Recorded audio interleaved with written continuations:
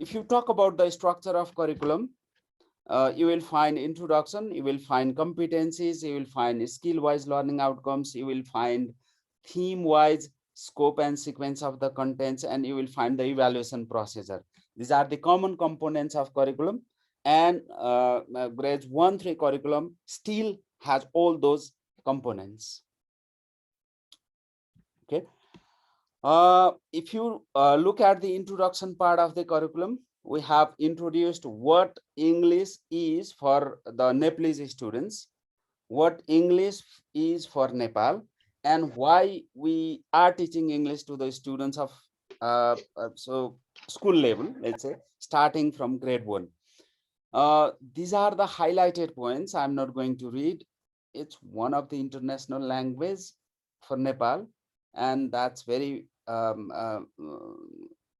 important to be connected with global community. That's what written there. So we need English. Our students need English for different purposes. So they are written there in the introduction section, and we have also written some aims of teaching English at lower grades. These are just the highlights of that section. Followed by introduction, we have competencies.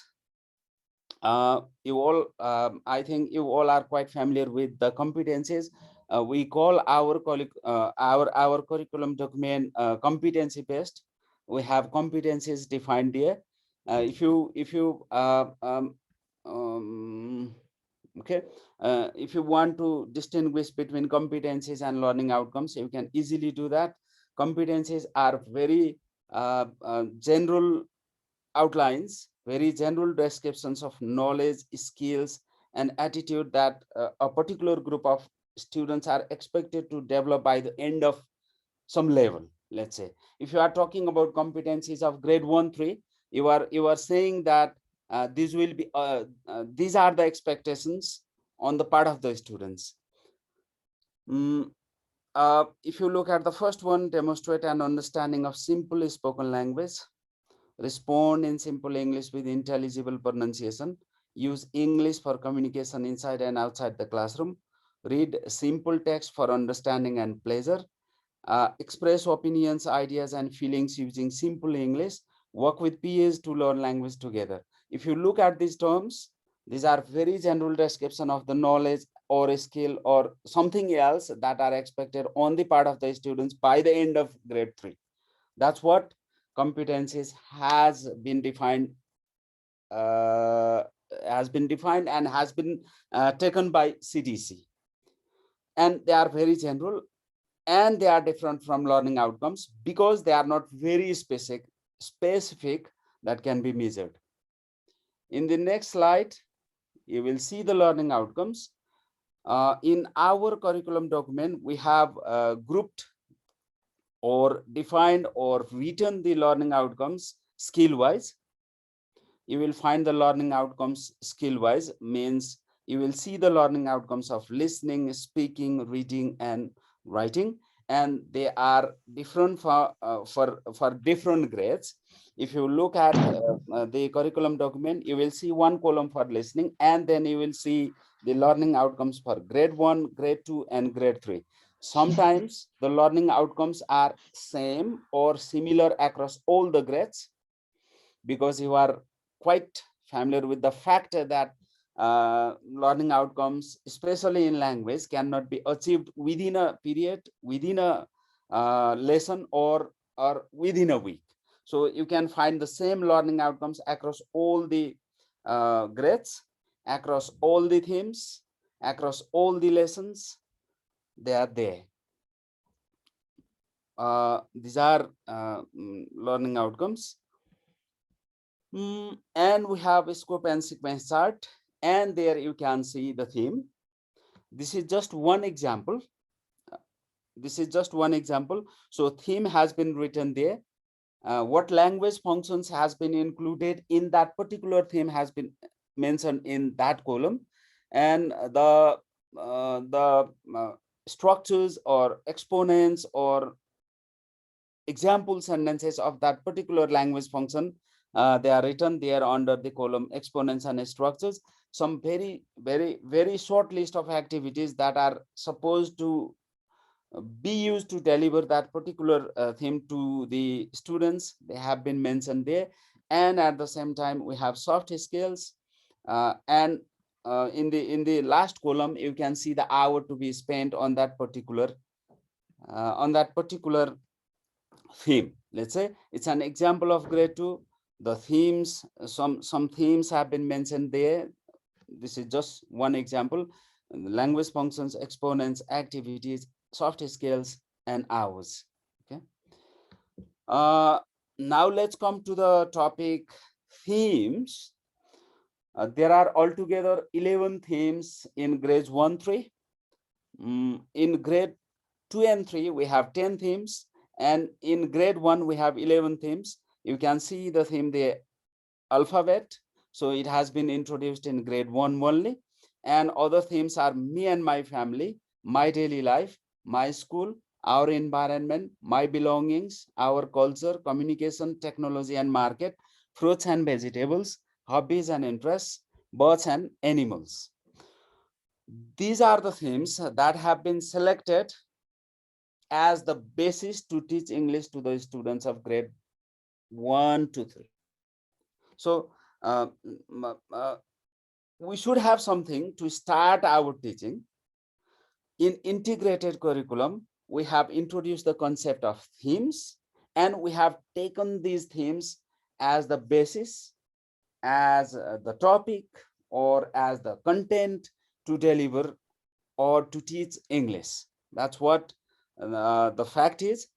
And if you look at these things, this suggests working hours. For example, 58 hours for alphabet theme, 16 hours for me and my family in grade 1, 20 in grade 2, and 15 in grade 3. And if you look at the remark sections, I was earlier talking about the common themes. The themes are spread across different subjects. So we have said that our curriculum is integrated by themes. So that's mentioned there. And some themes are very subject specific. For example, the first theme, alphabet, is introduced in English only. It's not there in Nepali. It's not there in other subjects. So me and my family is the theme that can be found in all the subjects, in all the disciplines. If you look at this chart, you will find 4 common themes across all subjects: me and my family, my daily life, my school, our environment, communication, technology, and market. And there are some subject specific themes as well: my belongings, fruits and vegetables, birds and animals. They are only introduced in English subjects. And 2 themes, Nepali English and Serofero, our environment, and our culture is also the same, Nepali English and Serofero. And there is one theme that is common in 2 subjects only, hobbies and interests, Nepali and English. So these are the themes that we are going to talk about today, and these are the themes on which the lessons of grade 1-3 have been developed. Okay. There are some language functions put here in the slide. This is not the complete list. This is just one example from different grades. You can see the language functions there across the grades. And the selection of these language functions is based on theme. One theme may contain more than one language functions as well. If you talk about, for example, when we talk about our school, when we talk about the theme our school, so what language functions are likely to occur in that particular theme, or in the contents of that particular theme? Maybe introducing, maybe greeting, maybe leave taking. So we have tried to choose the language functions to put in different themes on the basis of the probability of using those language functions in the contents of particular themes, right? We have tried to do that. And one theme may contain more than one language function. That's very natural, because in there is no one-to-one relation type of thing between theme and language function.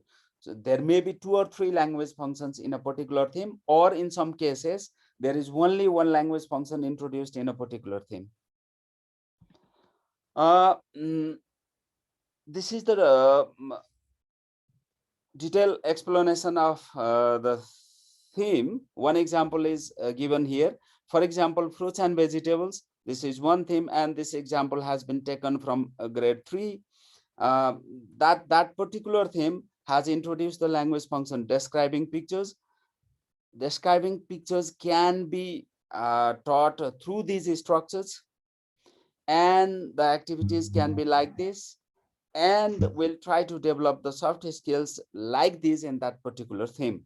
And the time spent, or the time to be spent for that particular theme, is 6 hours. That's an example from grade 3.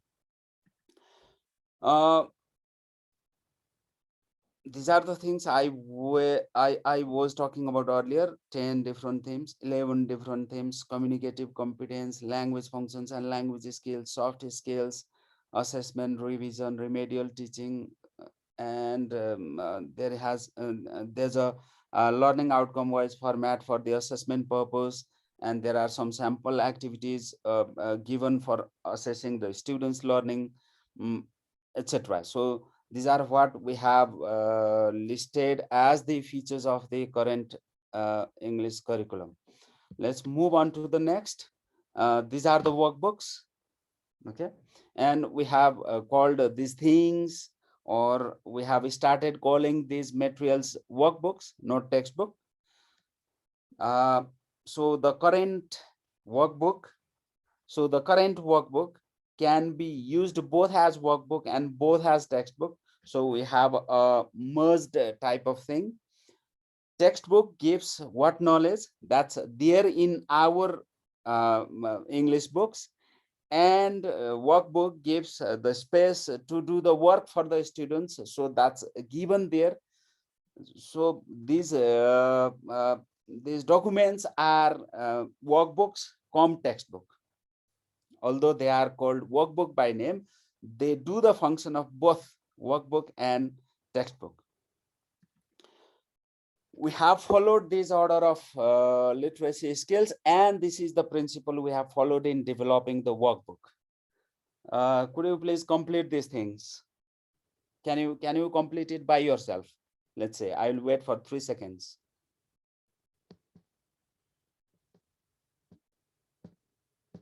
Okay.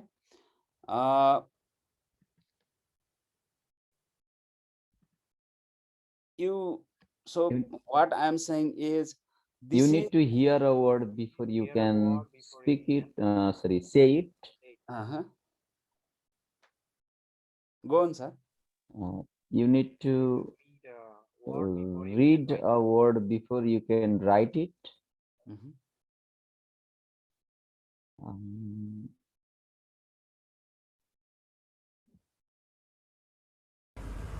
You need to hear a word before you can say it. Correct. Here say read write. Yes, here say read write. You need to hear a word before you can say it. You need to say a word before you can read it, and you need to read a word before you can write it. This is the order of literacy skills, and this is the order we have followed in our workbook, right? That's what I'm saying. If you look at the workbook grade 1 structure, this is the basic course. So I'm highlighting here the grade 1 workbook. We'll talk about grade 2 and 3 workbook as well. There are altogether 108 lessons in grade 1, 108 lessons. So lesson 1 and 14 is the foundation. Lesson 15 to 72 is the decoding phase, and lesson 73 onwards is post decoding phase. When we talk about grade 1, once the students come to our school, or once the students get admission to the schools, they have no knowledge and skills of English language. That's what we have. That's what we have assumed while developing the workbook. That's what CDC has assumed. That's what the experts involved in developing those materials assume. So lesson 114 is the foundation stage, during which the teachers are expected to do pre-activities only, right? You are not going to ask them to write the alphabets. You are not going to ask them to read a particular reading text or a particular sentence, or you are not going to ask them to say the meaning of particular words, right? They will listen to some very simple expressions like greeting, hello, good morning, my name is Ram Karki. What's your name? I am 5 years old. How old are you? Very simple expressions, so that the students get exposure to English, exposure to very simple English, and the students start doing some pre-reading, pre-writing activities. They will draw the lines, they will draw the circles, okay? They will join the dots so that they will be able to move their hands according to their intent, right? Some very pre-activities have been put there during lesson 1 and 14. Now, what generally happens is whenever we start teaching, okay, whenever we enter the class, we find some people starting directly from reading and writing, right? This is not only good, this is correctly, this is perfectly wrong idea, right? And this should be kept in mind while delivering the lesson, right? That's what we have highlighted there in from lesson 1 and 14. If you talk about lesson 15 to 72, that's focused on decoding. Can you please read this sentence? Hello? Can you show the pointer? Can you see the pointer? Yeah, yes, sir. Yes. Can Ball you The read is ball this? is big. The ball is big. The The ball ball is is big. right. What are you doing while you were reading?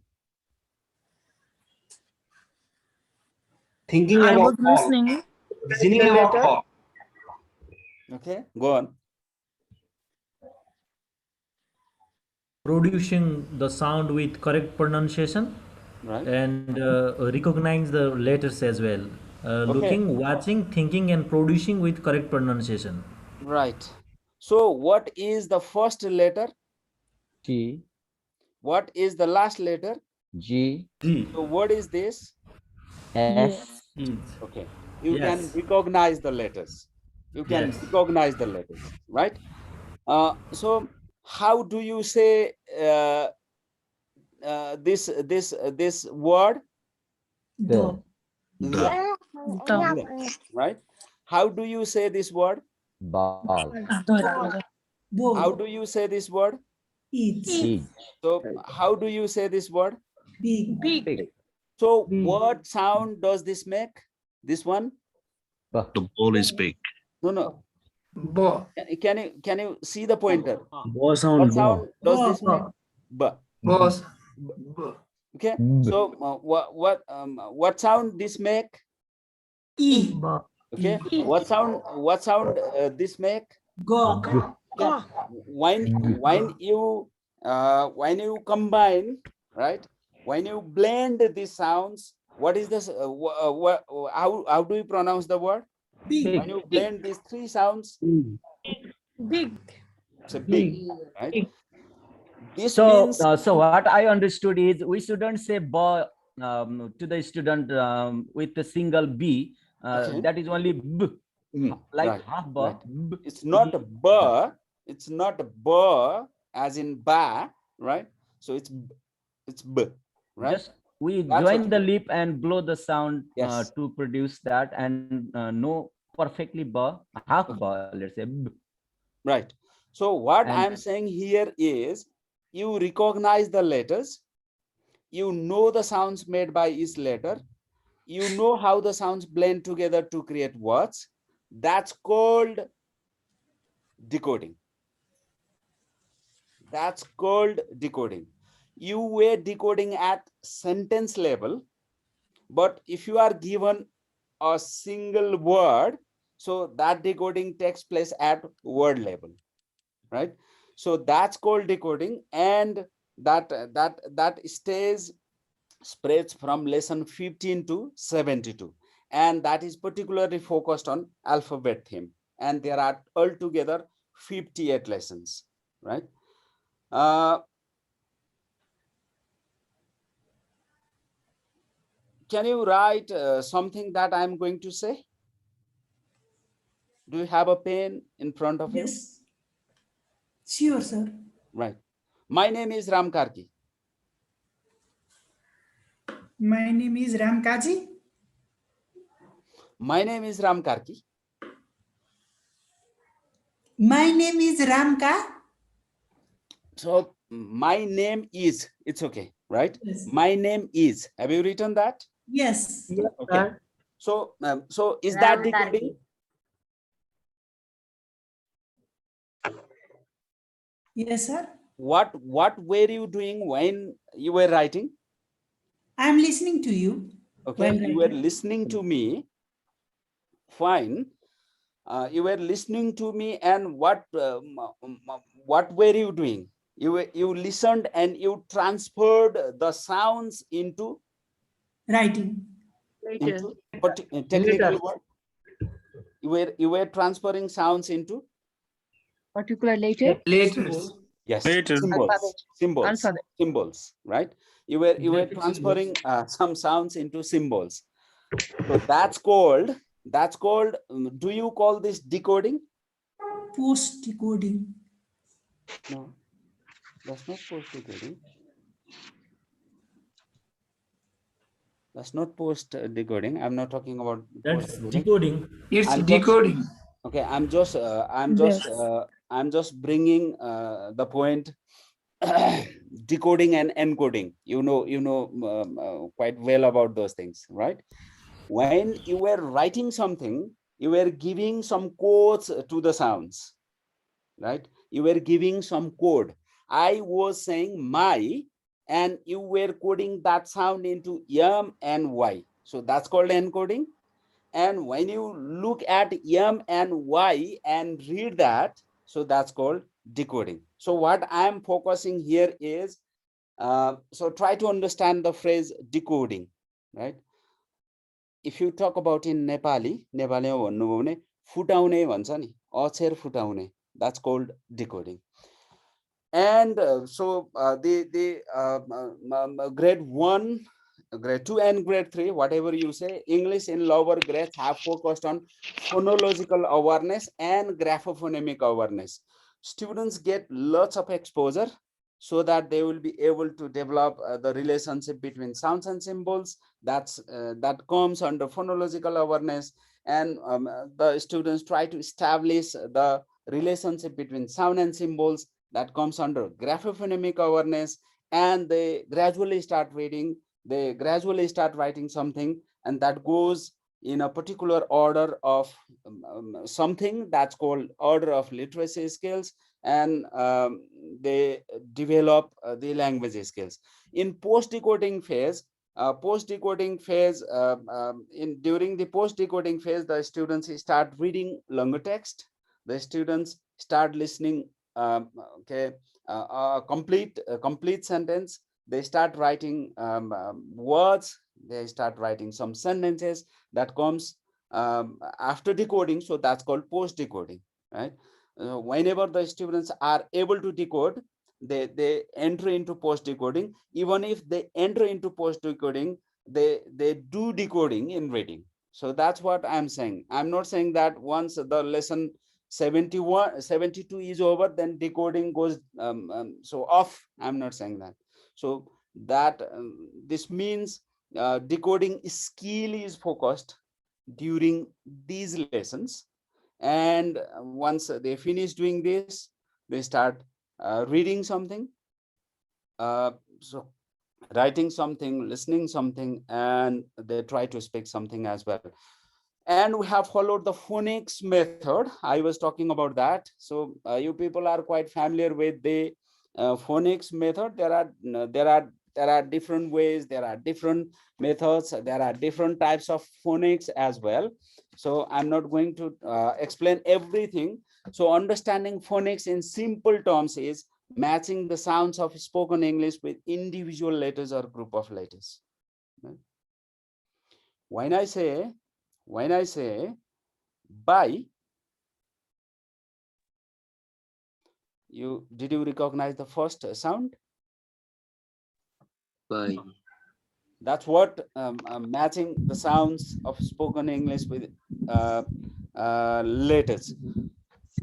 And I was during the first or second slide, I was talking about the fact that we have adopted the phonics method, right?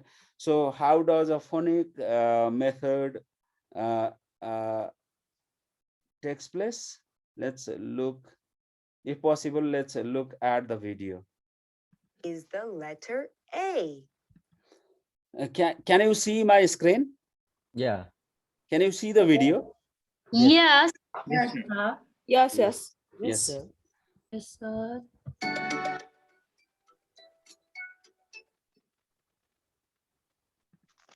Sorry.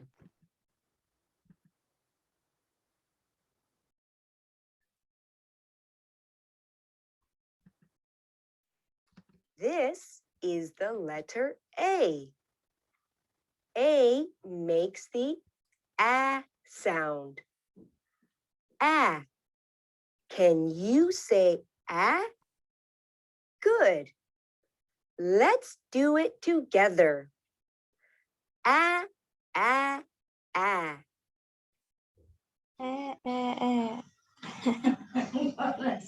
Very good. What word begins with the letter A? A sound. Let's see some pictures that begin with A. A.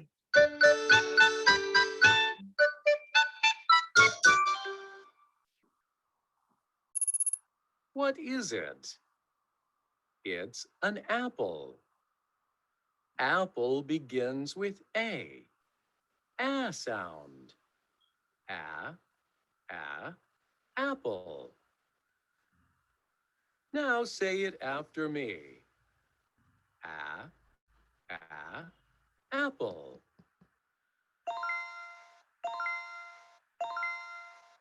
What color is the apple? This is an ant. Ant begins with A sound. A, ant. Now say it after me. A, ant.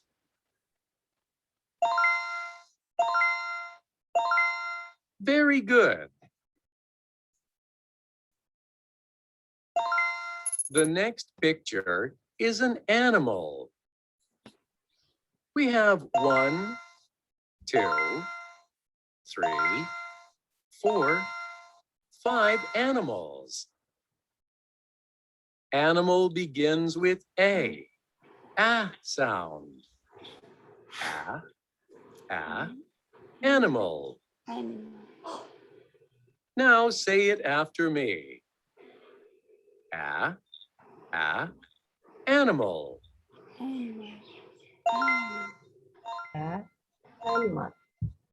Very good. This is the last picture for the letter A sound. Okay. So this is what I was showing you is this is the example of teaching English alphabets through phonics, and that's what we have based on in our workbook as well.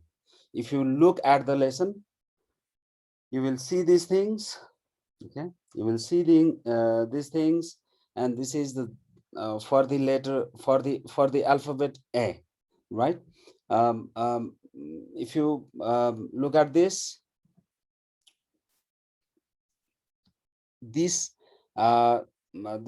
instruction tells you to talk about the picture, and when you talk about the picture, you focus on this one, you focus on this letter, right? You can see the ant there, you can see apple there, you can see alligators there. Okay, but when you ask your students to talk about the picture, I think it's the 16th day, right? It's the 16th day. So you are not going to ask them, okay, talk about the picture. What do you see in the picture? How is the tree? How is the ant?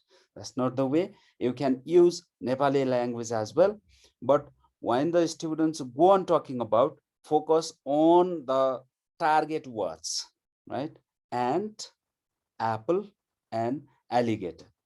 And when the students do this activity, they listen to you, means they listen to the model, right?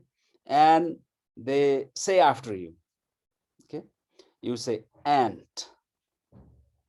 ऐ भनेको जस्तै, ऐको भिडियोमा जस्तै, ant. Then you go to apple, right? And when the students read this, okay, they try to establish the relationship between the letter name and the sound. Letter name is A and it makes the sound A.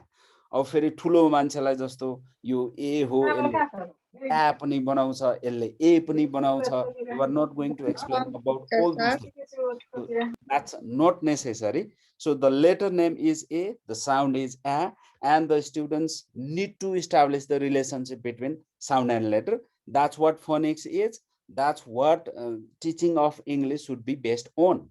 And in this activity, they say the words by themselves. You go around the class, you help them, and then they start writing. With this, okay, the arrows have been shown there. So the way of writing, the stages of writing is shown there, and you ask your students to follow these things and write these things, right? That video is not from CDC, right? That is not from CDC. That has been taken from the website. Okay. I cannot see some video, sir. What? I cannot see video. At this time, just now, I'm not playing the video. I was playing the video earlier. What I'm saying is that video is not developed by CDC. That has been taken from YouTube. You can find lots of things there on the YouTube. And this is another lesson in post-decoding phase, right? This lesson is not in foundation, not in decoding phase, but in post-decoding phase. Look at the pictures and read. This is the very first task of a particular lesson, let's say, and so that's in post-decoding phase. Look at the pictures and read. Hate and soldier, Okay. knees and shoes.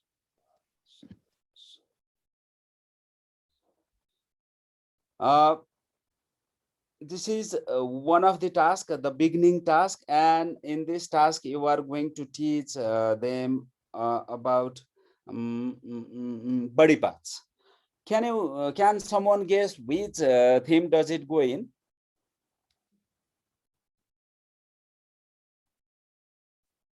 Can you remember the names of themes? Does it go with fruits and vegetables? No, sir. Right. Okay. It doesn't go with communication technology and marketing too, right?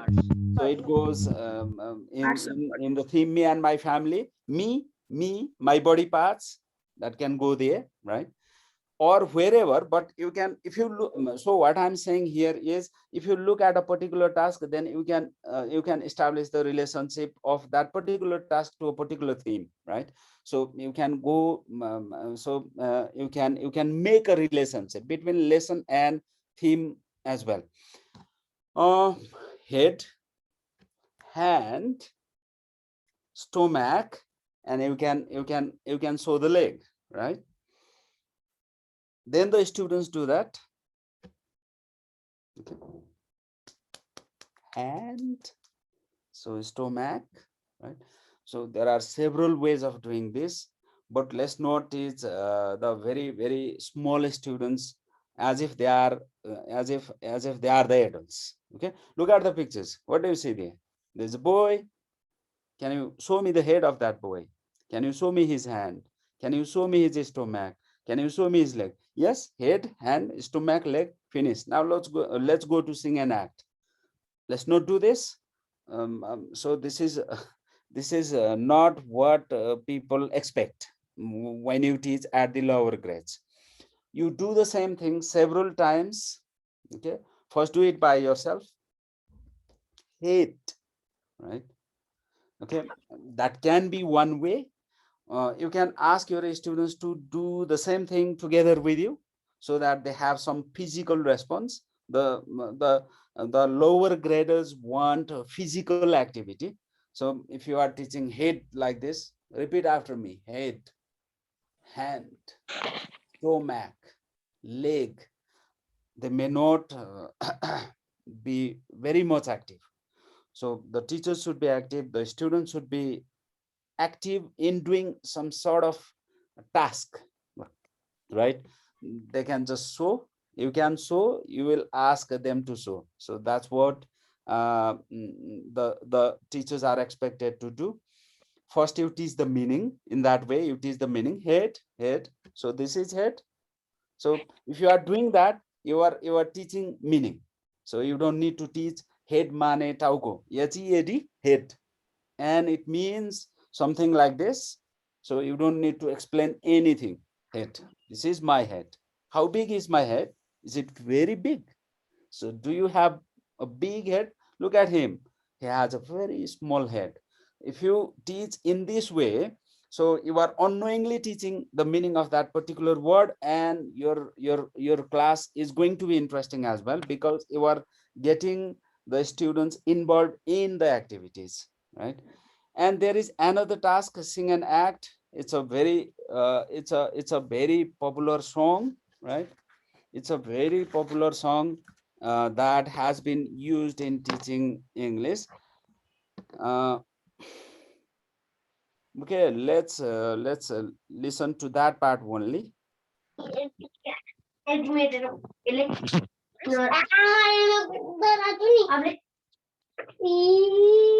All of you, could you please mute yourself?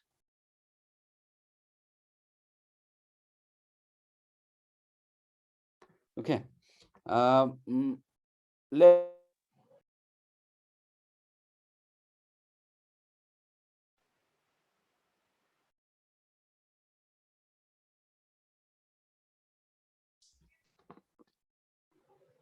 Okay, I think there is some technical problem with Sankar sir. Let no, me sir. just, yeah, oh, okay, sir. Okay, No, sir, sir. please go on. Hello, everyone. Are you ready to learn?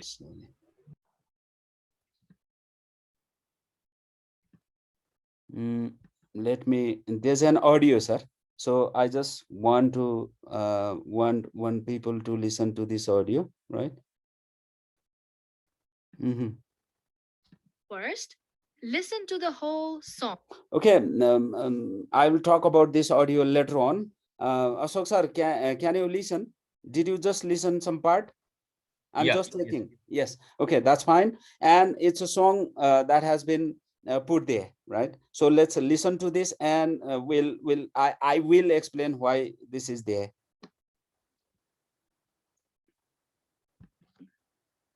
आउनुहोस्, आजको पाठ एउटा गीतबाट सुरु गरौँ। पहिले पुरै गीत सुन्नुहोस् है। Head, shoulders, knees and toes, knees and toes. Head, shoulders, knees and toes, knees and toes. Eyes and ears and mouth and nose. Head, shoulders, knees and toes, knees and toes. Now, let's listen again, this time with some translations. अब फेरि त्यही गीत सुनौ है। यो पटक चाहिँ म तपाईहरूलाई नेपालीमा पनि बुझाउँछु है। Head, shoulders, knees and toes. इङ्ग्लिसमा टाउकोलाई head, काँधलाई shoulders, घुँडालाई knees र खुट्टाको औँलाहरूलाई toes भनिन्छ। Knees and toes, घुँडा, खुट्टाको औँलाहरू। Head, shoulders, knees and toes, टाउको, काँध, घुँडा, खुट्टाको औँलाहरू। Knees and toes, घुँडा, खुट्टाको औँलाहरू। Eyes and ears and mouth and nose. इङ्ग्लिसमा आँखालाई eyes, कानलाई. Okay, that's all about the audio. I'm not going to play this. So let me tell you about this audio. CDC and British Council have worked together and have developed 43 radio lessons that are suitable for the students of grade 1-3, right? This is just one part of that audio, means I'm not saying, please do not understand like this, the whole audio is about the song, no. So that audio starts with a song, with the body parts, and after that there are other activities. There are sounds work, there are question answer work, there are reading works, right? So I'm just saying that we have developed 43 audio lessons that are suitable for grades 1-3, and they are there on our website, and they are mapped to our lessons. They are mapped to our curriculum, right? So as a developer, I say that so they are very good. So I don't know whether what your comment is. So please do download those things. Do use in your class. Do use with your students. I think they work. I think they work. I think they develop your students. So listening skill, speaking skill, reading skill, and writing skill as well. And in this audio, so the song has been used 4 times. For the first time, the teacher sings. For the second time, the teacher sings line by line and waits for the students to repeat. For the third time, the teachers and students sing together. And for the last time, the students sing themselves, right? So when we use songs, we should think of using those songs in different ways for more than once. That's what I'm saying. So this is one of the lessons in grade 2. It's lesson 1, and so I think that you know the theme, me and my family, right? What do you see in the picture? Look at this. What do you see in the picture? Family members along with house. Someone's family member. Okay. Go on. Is that all? Some animals also, sir. Okay. That's okay. Cat and dog. Right. Clean environment, pet animals. Me and my family. Right. There is a house. A village. Sir, surroundings, whole surroundings. About the family. That's okay. There are doors and windows. How do we use this lesson to our grade 2 students? Our family. Okay, that's fine. It's on the theme, me and my family. So let me okay, do an activity. Okay, what do you say in the picture? Yo chitrama timiharu ke dekhchau? Birendra. You got this? Okay. Can you see a tree? Right? Where's the tree? Multidisciplinary. Where's the tree? So how is the tree? Rato, hariyo, green, right? Yes. Can you see a house? Yeah, there's a house, right? Is it a big or small house? It's a big or small house. So can you look at these people? Who is the oldest? Hazur Baku, this one. How do you say that in English? Go on. Right, grandfather. And what about this woman? Who is she? Who is she? Right, grandmother. Right. How do you say that in Nepali? Okay, you will go on doing like this. You spend 15 or 20 minutes in talking about the picture, right? The students of grade 2 do not give the answer like you people gave earlier, right? So it shows a surrounding, it shows a family member, it shows an environment. It's a picture of a family. There are some animals. They do not say that, right? So let the students say, build up on what they say, right? Build up on what they know, and then move on, right? Agi मैले भने नि, right? So what do you see there? Can you see? कोही बोलेन भने नि. Can you see a tree? रुख छ? Where? Yeah, good. Is the tree green or red? Right? You go on building up their skill, right? And you ask, what do you see in the picture? Nobody says, let's say. And then you explain. Can't you see here a house? Can you see here a family members? Can you see here some trees? Can you see a mountain? You people are not doing anything. So let me explain this. You go on explaining something and you move on to the next task. That doesn't work. Build up on the students' knowledge or on the students' skill. This is the lesson from grade 3. Grade 3. And which theme is it related to? Can you guess?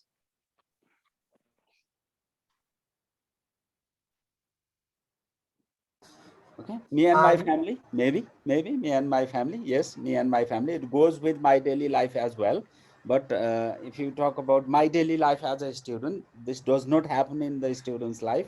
So this is more related to me and my family. If you are teaching this to grade 3 students, how do you start? Okay, how do you start? Can somebody say? There are several ways, but can somebody suggest a very useful way of starting this lesson to your students? We can start with some pre-reading questions, sir. Okay. What do you see in the picture? Right. Or what is the man doing in the picture, like this? Okay. If the students remain silent in the question, what do you see in the picture? What do you say? I will explain the picture by saying there are some oxen, there is a farmer, like this. Okay, you go on explaining, or you do something else? So we can ask yes no question to them.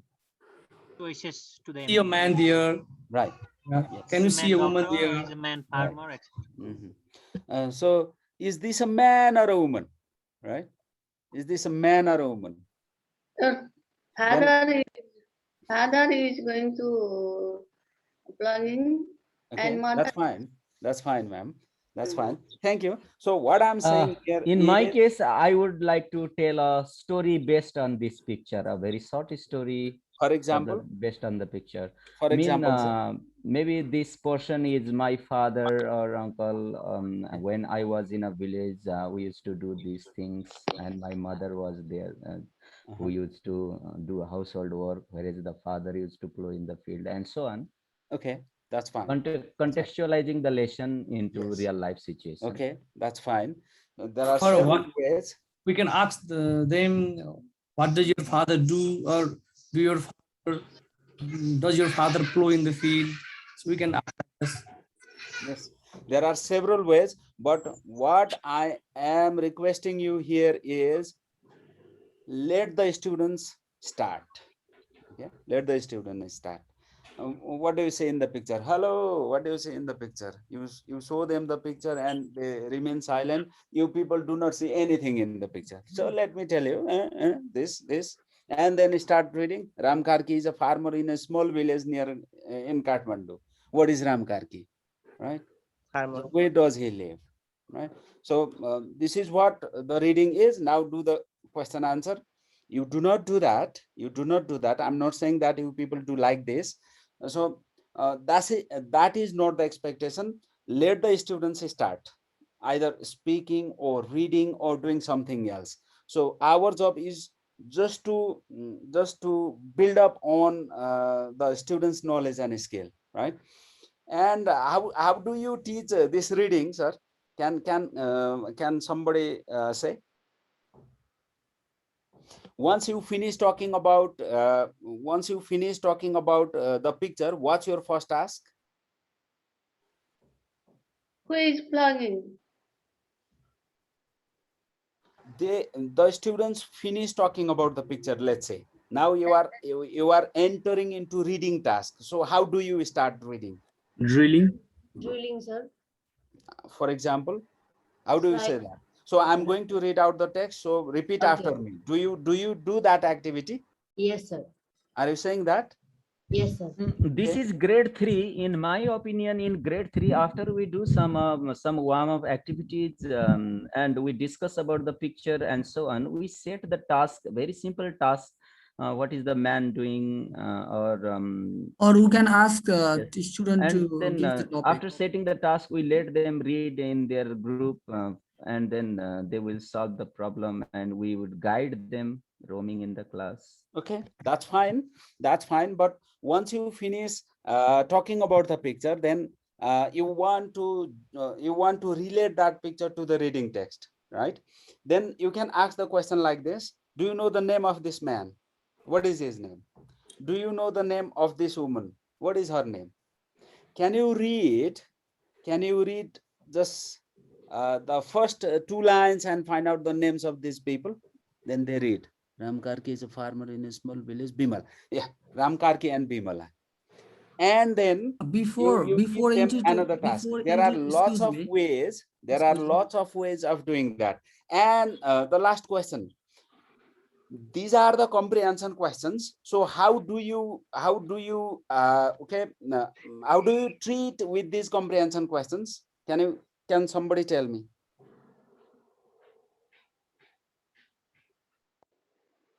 My question is, do you give this as homework once you finish reading?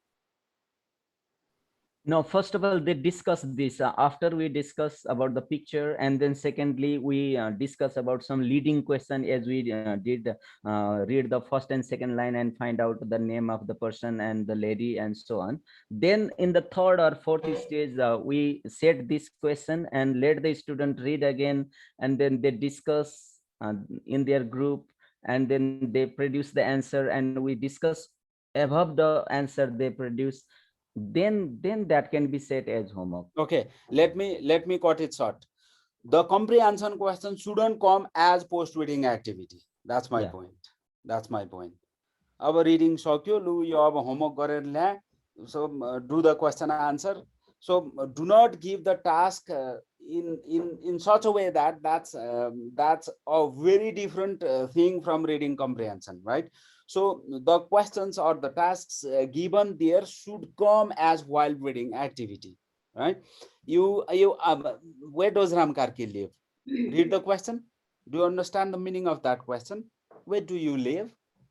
I live in Falano, right? Where does she live? She lives in Kathmandu. So where does Ram Karki live? Can you look at the text and find out the answer? In a small village near Kathmandu. Yes, in a small village, in a small village in Kathmandu, right? Who does he live with? Can you find out? Who do you live with? Excuse me, Shankar sir. Yes, sir. So I kindly remind you about the time constraint. Okay, that's fine. You have 10-minute time. Thank you. I have 10 minutes, right? Okay, sir. Yeah. Thank you. Okay, who does he live with? Where do you live with? I live with my parents. I have small children. Who do you live with? You live with your parents. Can you find out who does Ram Karki live with in the text?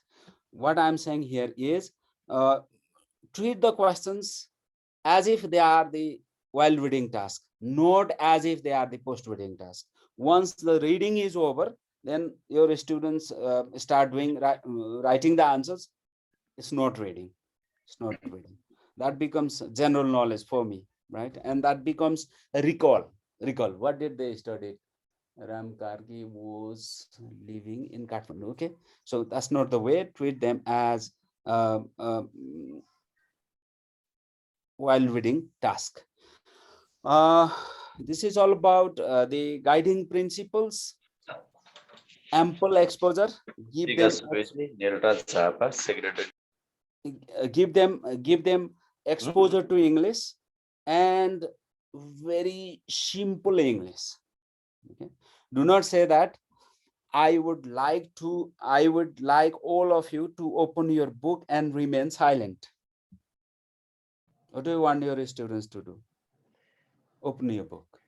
You just say open your book, and you do a demo with the book, right? You do a demo with book.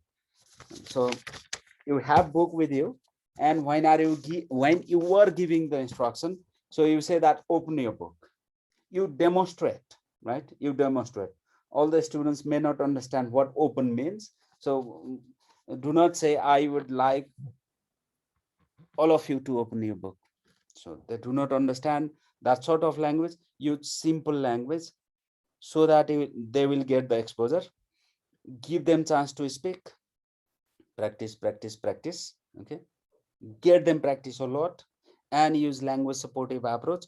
One of the technique of using language supportive approach is using Nepali language or using the students' native language, right? I'm not saying that using Nepali language all the time. Sometimes you can use Nepali language to help them understand, right? I'm not saying that book mane kitab, book like kitab bhanera पढाउने. I'm not saying that. तर तपाईले कहिलेकाहीँ instruction दिनुभयो भने, while you are giving the instruction, then either you do a demo, if it's possible, they will be able to understand what that means. And त्यो अप्ठ्यारो instruction छ भने, you can just translate that, and they will develop their habit to understand you, right? This slide talks about that. Sir, may I ask one question? You have mentioned ample exposure. So ample exposure from teacher side or something else? Ample exposures. Okay. Teacher will be the sources for this, or the most plausible source that the students can get exposure to English is the teacher, right? There are other ways too. They can listen to the song, they can listen to the radio news or whatever, or they can listen to their parents. But as a teacher, you are the primary source of English language exposure to your small students. I'm not saying that there are not other sources, right? I got your point. These are some things that you should put in your mind. Remedial teaching, great teaching, linking prior knowledge of students, building up, right? Minimum learning. So these are what you need to consider about the consider while teaching English. Sometimes you can use outdoor activities, fun activities, authentic dictionary, give them opportunities. And there comes the point, physical response. Physical response, you must, all of you, I know that you all understand TPR, total physical response. Can somebody explain this in a very short form? For example, how do you, what do you do during TPR in your class? How do you use that? So while speaking, a teacher has to also help the gesture posture to show the same image, so that or you can also request a student to follow the instruction, and then while reading or while singing, we can also have you can dance or make a student dance. That would be the total physical response. Okay. It's moving the body part. Right, sir. Instead of saying stand up, okay, instead of teaching the meaning of the phrase like stand up bhaneko उठ्ने बसिरहेको ठाउँबाट उठ्नेलाई stand up भन्छ. Did you understand? Yes, and the opposite is sit down. त्यो भनेको उठिरहेको ठाउँबाट बस्ने. Instead of explaining all those things in that way, you can use the gesture. You can ask them to get involved in the physical activity. Stand up, please. And in the same time, teacher has to also utter the word, because without uttering the word, it will be very difficult to. Yeah, So I'm saying the uttering same and thing. acting, Okay. speaking and acting Stand up, together. please. Good. Now sit down. Okay. You are using the gesture so that the students understand what you mean, the meaning of that particular phrase. And if you get them involved in the task, like standing up and sitting down, they get chance to get involved in physical activities. And you know that small children are very okay, interested in doing physical activities. And using MPF or MFP, I think all of you know that. So while teaching vocabulary, start from meaning. Start from meaning. So it's not form and pronunciation that we start with. We should always start with meaning while teaching vocabulary, because you know that meaningless sound has no meaning. Okay. Meaningless sound has no meaning. So start with meaning. If you are teaching a word ball pen, so it's a ball pen, right? Can you see? It's a ball pen, right? So it's another ball pen, right? Look at this. It's also a ball pen. Right? It's my ball pen. It's her ball pen. It's their ball pen. You are demonstrating the meaning of the word ball pen. Means you are teaching meaning. And then you come to pronunciation. How do you say this? How do you say this? Ball pen, right? Ball pen, right? Can you repeat after me? Okay, you do drilling. Then you focus on pronunciation. How do you write this? How do you write the word ball pen? So let me write. You go to the blackboard, you pronounce the word, and then you write ball pen. You taught meaning, you demonstrated the meaning, and you taught pronunciation, and then finally you went to form, right? That's what people seem convincing while teaching vocabulary. Start with meaning. After meaning, you can do pronunciation or form, but start with meaning. Means either follow EMPF or EMFP approach. That's what people sound convincing in teaching vocabulary, right? Use gradual release model. I do first means you do a demonstration. You ask your students to do with you. We do. And then finally, you ask your students do something. You do. So that is I do, we do, and you do sequence. In the audio that you heard, the song, right? Do you remember the song? The first the teacher sang, that was I do. Then the teacher asked the students to sing with her, that is we do. And finally the teacher asked the students to sing by themselves, that's you do. That's the sequence to be followed, right? So these are some, okay. There are some resources: word wheel and sentence wheel, onset and rhyme.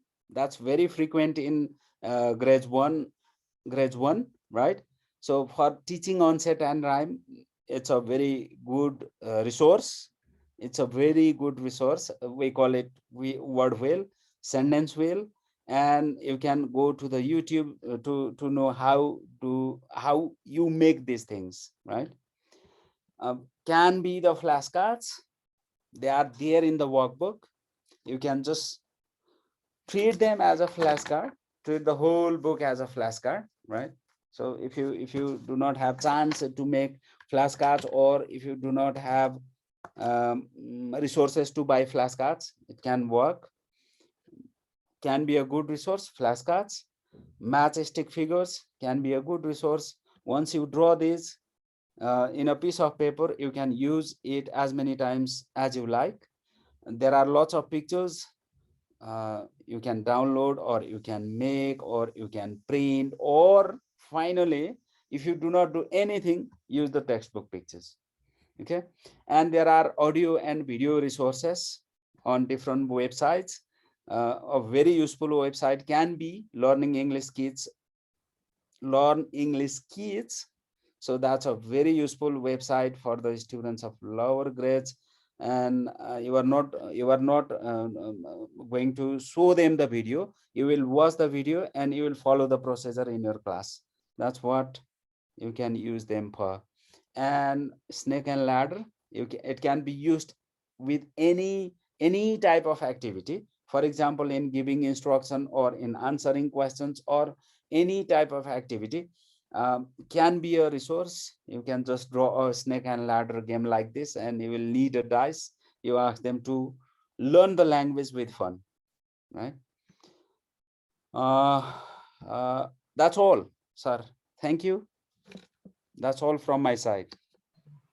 So thank you, Shankar sir, for your wonderful presentation. So in your presentation, we just got to learn a lot of things about how we can just integrate all the lessons on the basis of themes.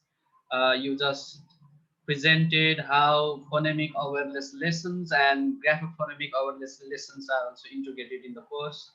And mainly, you just shared with us the very good techniques for effective presentation of English lessons in the classroom. So I would like to thank you very much.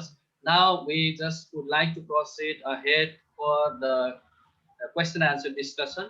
And I request Sangam sir for the questions. If there are questions, if all the participants, if you have any questions, you can just put in the chat box and Sangam sir will be forwarding the questions. Sangam sir. Okay, thank you, Kishore sir. Thank you very much, everyone. I don't want to spend much time. So here are some of the questions that I have collected during the period of sessions. Okay, while the session was going on, and some of the participants were raising the... Yes, sir.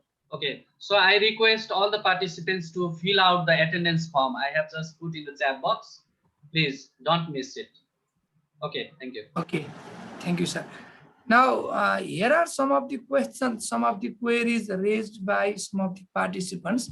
And first of all, many of the participants have expressed their sincere thanks for wonderful presentation. So thank you, Shankar sir, for your wonderful presentation. Everyone, I believe everyone enjoyed the session. Now, some of the questions, just like some of the participants have raised question upon the credit hour. They have some kind of confusion regarding credit hour. Sir, would you please clarify the concept of credit hour? So we have to take this much credit hour throughout the year, which what they need some kind of clarification regarding credit hour, sir. Yes, sir. Okay. Grade 1-3 curriculum in total has 26 credit hours. That 26 credit hours have been distributed for different subjects. Let's say 5 subjects. English has 4 credit hours. Forget about everything. Okay, if you have difficulty in remembering such things, just forget about everything and keep in your mind that you should teach English to the student. You should teach English for 128 hours for the students of grade 1, 2 and 3, right? And if you want to make calculation, let's say we have 4 credit hours for English. 1 credit hour for CDC means 32 hours of teaching or 32 working hours. Okay, in foreign universities they have different rule. In some American university, 1 credit means 29 hours. In British universities, 1 credit means sometimes 39 hours. But for Nepal, in school education for CDC, 1 credit means 32 working hours.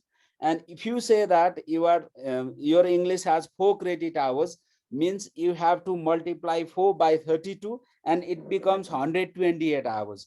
Means you have to teach English to the students of grade 1 for 128 hours. In case of grade 4, in case of grade 5, in case of grade 9 and 10, it may be different. You just think that 1 credit is equal to 32 hours. That's all, sir. Okay, thank you. I hope now they are clear about this. Now, one participant was raising question. What is the full marks in grade 1, 2, 3? Total full marks. So one participant was raising this question. Yeah, actually, we have dropped using formal written examination in lower grades, right? In grade 4 and 5, there is the provision of formal written examination as well that carries 50% weightage, right? And if you talk about grades 1, 3, there's no provision of using formal written examination. There's no provision of formal written examination, means there's no full marks for examination, right? Even if you do formal examination, that's okay, but do not use that formal examination to promote the students to upper grades. For class promotion, you should be based on the record of the students' performance throughout the year. Means you have the system of continuously assessing your students, right? And even if you do written examination, that's okay. What I'm saying here is I'm not saying that you are not allowed to take written examination. You can administer the written examination to check the students to check the students learning, and if you do that, you can put full marks of full marks of any let's say you can give 100 full marks, you can give 200 full marks, you can give 50 full marks. Forget about full marks. Do not worry about full marks. Full marks is 100, let's say. Okay, full marks is 50, let's say. Do not worry about those things. Forget about full marks. In formal examination, the examination board gives full marks. That's okay. They have given there in the model questions, and 100 marks is in practice, right? In case I think they are clear about this. Full mark. Right, sir. So here is another question. Many of the participants have raised this question.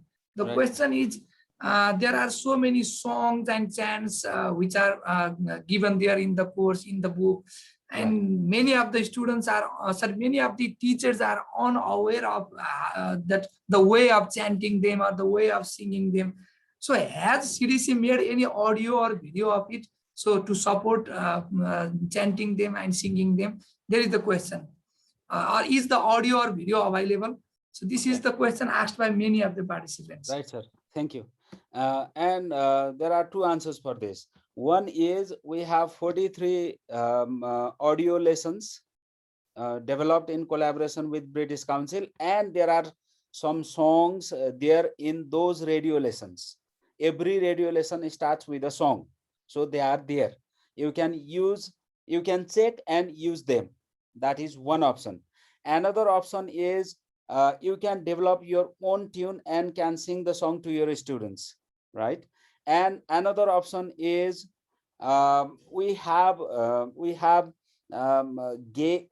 given the links of those songs and videos in our teacher's guide, so that you can visit, or you can just click on the link and see the song on the YouTube or see the song on the Google. That's also. I think that's clear. I think if the link is available and then source is available. In teacher's guide, the link is available there. Right, sir. So another one, this CDC has only topped up the courses of class 1, 2, 3. But these days, the students start at the age of 3, and then they study for 1 year or 2 years before class 1 starts, and they have been learning many things before class 1 starts. Has the CDC thought of the course for them before class 1? This question has also been asked. Okay. Yes, the students come to grade 1 after spending at least 1 year in pre-primary education, right? That's okay. And in some cases, the students get admission in grade 1 after 2 or 3 years. That's okay too. We should look at the basic level people, right? So the course is very, very basic one, right? Is very, very basic one. And if you know that your students knows the thing that you are going to teach in a particular lesson, you can just build up the activities based on that activity, and you can carry out. The base should be that, but it doesn't mean that you have to teach this thing, not other thing, not that thing. So there's no bar like that. There's no bar like that. But make sure that your students has the knowledge has knowledge and skills on that particular content. Many people are complaining that CDC has provisioned 58 lessons for alphabets, and they say that the students, once they come to grade 1, they know everything given in the alphabets lesson. If that is perfectly correct, it's okay. If that is not perfectly correct, follow the procedure and teach them, right? Students will be able to, you can find the students who can write from A to Z, who can read from A to Z. Do they actually pronounce the words that those letters contain? Do they know the phonics? Do they know the sounds made by those things? So that's what the teachers need to do. Yes, I agree, but make sure that the students know everything given in that lesson. If they know everything given in that lesson, you can just give another activity similar to that. Do not teach arrow, do not teach ant, teach other words instead of those in the alphabet lesson A. Sir, that's Okay. Okay, thank you, sir. One of the participants asked the question, if there is no internet access, what to do? I think you have answered for that also. The teachers can generate their own tune, Yes. the own rhyme, rhythm, and then their own music also. They can just generate. So that is, I think that is the answer. I hope, I guess. One question, almost we are towards the end of the session. Here, one question has been asked. So, what is the number of the books prescribed for grade 1, 3? So in some of the schools, even 12, 13 books are also prescribed, of which the students are compelled to buy. So has or does CDC monitor these all things? So regarding the prescription of the number of books. So this is the question asked. I do not have any answer to this question. Formally speaking, there should be 5 subjects in grade 1, 2, 3, right? English, Nepali, mathematics, Serofero for science, health, physical, and arts, and 1 local subject, right? And I know that many schools are compelling the parents to buy many more books, right? CDC has prescribed 5 books, but they are not following the government rules. And there are some monitoring agencies as well. They are also doing some sort of monitoring. It's similar to the government. It's similar to the governance system, right? There's the system, but people do not follow that. So what should we do? So I have no comment on those things, but the number of prescribed books is 5 for grades 1, 2, 3. Learning is priority. Okay, thank you, sir. I think these are the questions that have been raised. I tried my best to incorporate all of the questions raised here in chat box, sir. And some of the students, some of the participants were asking about the teacher's guide. Where is it accessible? Where can it be found? Okay, if you go to the CDC website, click on the publication, you will find curriculum, textbook, teacher's guide, audio visual resources, and click on teacher's guide. It may take you to another link. Just close that link and go back to the site, and then you can look at the list of the teacher's guide there, and you can see the grades. Grade 1 is already available there in the website, but grade 2 and 3, they are still under process. They will come soon. And if you go to the audio visual section, then click the audio visual sections. There are 43 audio lessons, and I think even if you do not teach the whole textbook, if you use those 43 audios, I think the students will be able to develop a good amount of language skill. They are very useful. I'm not saying that they are useful because they are developed by CDC people. They are not actually developed by CDC people. They are developed by native speakers, British Council people, and that was not developed by British Council Nepal. That was developed by British Council Global Office, and they have been amended as per our context and have been put there together with the book. Use the audio lessons. They are very, very useful. Okay, Thank Sangam you, sir. sir. Do you have any Yes, other sir. questions? So some of the participants are saying, sir, there is no teacher's guide of class 8, grade 8 available there. They are saying. Okay, he has already given the answer to this question, right? Yes. Thank you, There are Sangam no sir, teachers guide. and thank you, Shankar sir, for your answers to the questions raised by many participants. And now I request Rameshwar Thakur sir for the very brief summary of the session and express the vote of thanks. Thank you, Kishore sir. Ladies and gentlemen, a very warm good morning. It gives me an immense pleasure and privilege to deliver the vote of thanks to all dignitaries, experts, academicians, and ELT practitioners with infinite intelligence and miraculous working power assembled here to enjoy the pious elixir of these nectarous insights. Yes, my spelling hope expects that this very first day series of Nelta Bagmati virtual event must try to quench your thirst for taking golden mine of academia and intelligentsia. And besides this, vulcanize your within what I believe for eternal search for radiance and illuminations about integrated curriculum 1 to 3, basically with focus on English. First and foremost, let me move forward.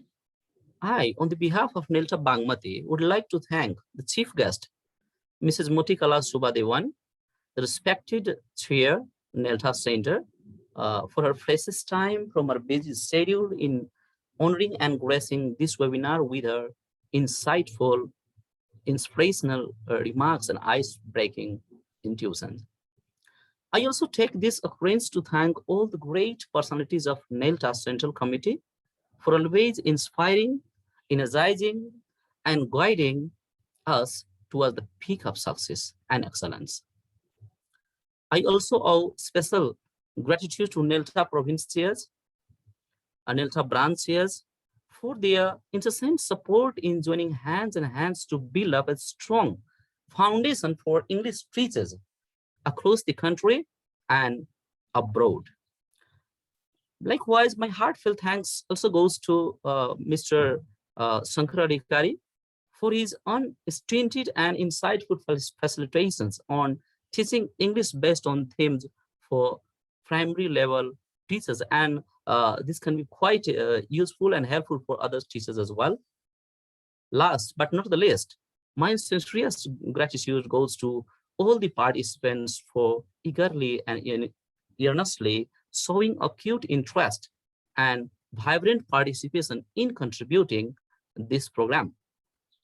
Once again, thank you very much for making this event a grand success and with similar types of supports in the days to come. Yes, stay safe, stay healthy. Thank you. Yeah, Kishore sir. Sir, you are muted, sir. Kishore sir. Okay, so thank you, Rameshwar sir. Now I would like to, let's say, I would like to thank Shakar Adhikari sir for his wonderful presentation, and I would also appreciate his presence here, and I would like to hand over this certificate to Shankar sir digitally. Yeah. Okay, Shankar sir, this is the certificate for your contribution, your voluntary contribution, and we are very, very happy for you. Thank you very much. And now again, simply, I would like to inform you about the next session. And before that, I simply want to share with you Nelta Centre, in coordination with Nelta Centre. This program is going to be held next Saturday.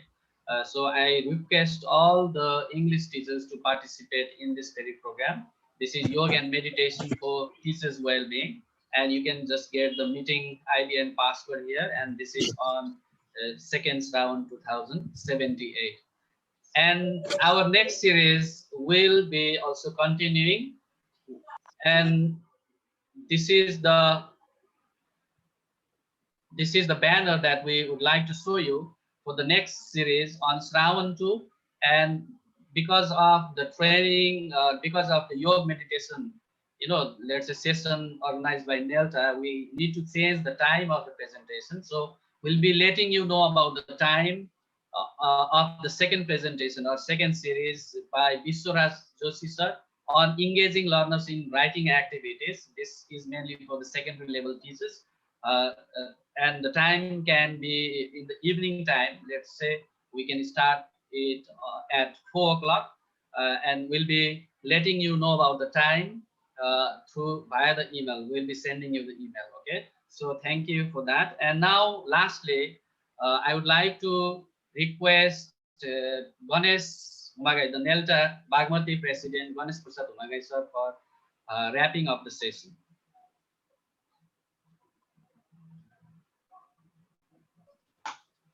Yes, Ganesh sir, over to you. Hello. Okay, Ganesh sir, are you there?